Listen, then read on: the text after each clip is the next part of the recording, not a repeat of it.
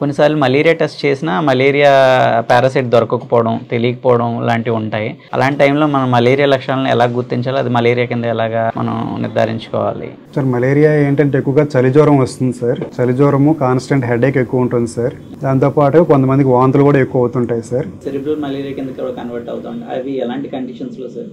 Sir cerebral malaria అనేది ఎక్కువగా ఫాల్సిఫెరం malaria వల్ల వస్తుంది సార్. ఇంకా అది వన్స్ ఫాల్సిఫెరం అనేది బ్రెయిన్ ఎఫెక్ట్ చేస్తే అది ఆల్టర్డ్ సెన్సోరియంలో ఉండడము, కొంతమంది ఆల్టర్డ్ సెన్సోరియం అంటే కంప్లీట్గా స్పృహలో లేకపోవడం సార్, పరాగ్గా ఉండడం సార్. కొంతమందికి స్టేజర్స్ ఫిట్స్ కూడా వస్తాయి సార్. అక్కడ దాకా వెళ్లకుండా మనం ఎలాంటి డయాగ్నోస్ చేసుకోవాలి, ఎలాంటి ట్రీట్మెంట్ తీసుకోవాలి సార్? సార్ యూజువల్గా ఫాల్సిఫెరం మలేరియాని ఎర్లీగా డయాగ్నోస్ చేయాలి సార్. యూజువల్గా ర్యాపిడ్ టెస్ట్ ఉంటుంది సార్, మళ్ళీ పెరిఫరల్ స్మీర్ టెస్ట్ కూడా ఉంటుంది సార్. ఎలాంటి ఫీవర్స్లో మనం అలర్ట్ అయ్యి టెస్టులు చేయించుకోవాల్సిన అవసరం ఉంటుంది సార్? ఏదైనా ఫీవర్ యూజువల్గా 3 days కంటే తగ్గకపోతే కంపల్సరీగా టెస్ట్ చేయించుకోవాలి సార్.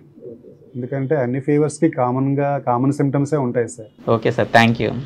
చూసారు కదండి, 3 days కన్నా ఫీవర్ ఎక్కువ రోజులు ఉంటే కనుక పెర్సిస్టెంట్గా దాన్ని తేలిగ్గా తీసుకోకూడదు. ఖచ్చితంగా బ్లడ్ టెస్ట్ చేసుకొని డయాగ్నోసిస్ చేసుకొని కాంప్లికేట్ అవ్వకుండా చూసుకోవడం అనేది చాలా మంచిది. Thank you.